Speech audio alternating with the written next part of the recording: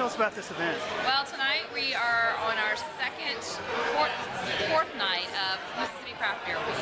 Tonight we're at Brent's in Fondren, and we are doing a throwback night. We have Schlitz, PBR, and Miller High Life, all $2, and it's part of what Raise Your Pints started last year, which is Mississippi Craft Beer Week. And through that, we had the governor sign a proclamation to declare the week, and it leads up to the Top of the Hops Beer Festival at the Convention Center. Tell me about Raise Your Pints, kind of the organization. Sure.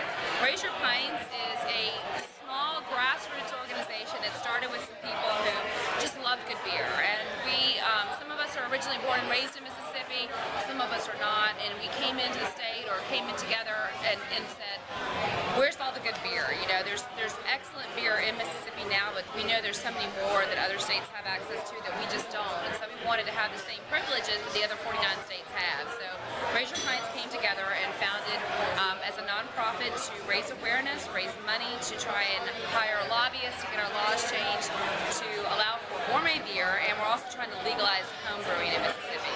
Plus, we just want to raise awareness for craft beer in general. And tell me about your founder. Tell me about Butch. Butch, I've known Butch for, is it 4 years? See, Alabama, here's the backstory. Alabama has a similar group to Raise Your Pints, and those guys have been so helpful, they're so nice. And I got just so fed up one day, I emailed this guy named Danner Klein in Alabama, and I said, I want to do something similar in Mississippi. What do I need to do to get it done? And he said, it's funny you ask. I've had two other guys contact me, Butch Bailey and Craig Hendry.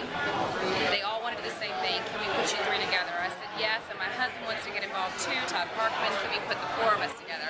And it's been history. We've been the four consistent members ever since. And then we were lucky enough to find David Campbell that we added to the group a couple years ago. And so Butch is a forester who lives in Hattiesburg. Craig is an IT, lives here in the central Mississippi area. I'm in advertising sales. My husband works for the state, and Sue works for the National Guard. And so, you know, we all have day jobs. We don't do this during the day. This is our side job, and we work weekends and nights and everything. You know, it's grassroots. It all comes out of our pocket, and we kind of it's kind of our baby. We fostered it into this, and I can tell you, especially for me, I'm just ecstatic to see how much it's grown. It's just amazing to see, you know, 5 people who came together who just really like gourmet beer, and all of a sudden now we have Mississippi Craft Beer Week, and we have events around the state every single night, including this fabulous event here tonight at Brent's. So I'm very excited to see what we've become. 2 more questions.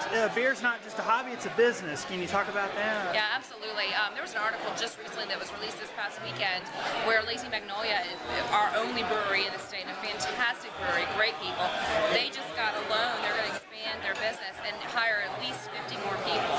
So beer is an industry. It creates jobs, it creates tourism, it creates destination travel, it creates tax revenue for the state. So it's a fantastic way to bring money to an economy that's faltering and that's not doing as well as we would hope for the state without raising taxes, without having to do anything drastic.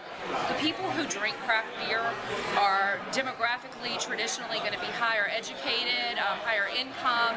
They're going to be people who want to spend $8 to $10 on a bomber of beer, or who don't have a problem spending $4 on a pint or $6 on a pint. These are people who want these products. They don't have a problem buying them. So if you bring the products into the market and you have the tax base already there with the products, it's just going to increase revenues for the state of Mississippi.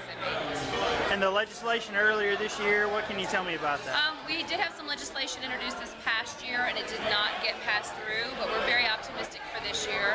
We have legislation that we introduce in front of the House and the Senate each year, and each year when we do that, it's legislation to legalize home brewing and legislation to raise the allowable alcohol content on beers to 8%. So we're pretty optimistic about this year. I think it's going to be a good year for us. We have a great lobbyist who's been helping us out.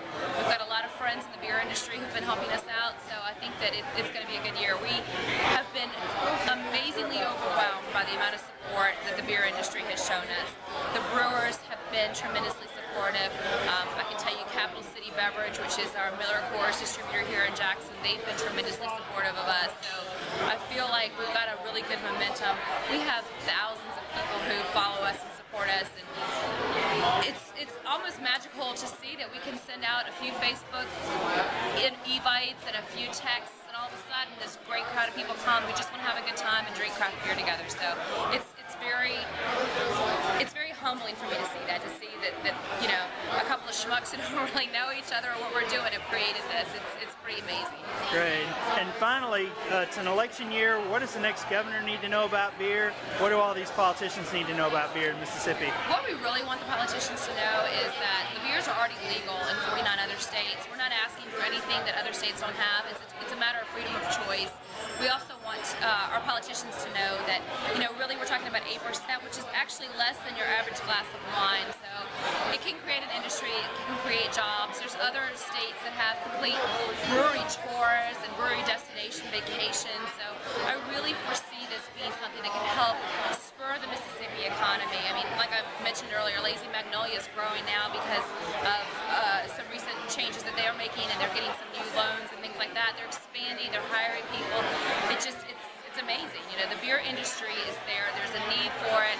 Last year's Top of the Hops Beer Festival had about 2,800 people. We think we're going to be able to top that this year in Jackson. Top 3,000 on the coast this winter. There is a need. There's a desire. People are hungry and thirsty for craft beer. So I think if we could get the laws changed, it would just bring in more money for the state.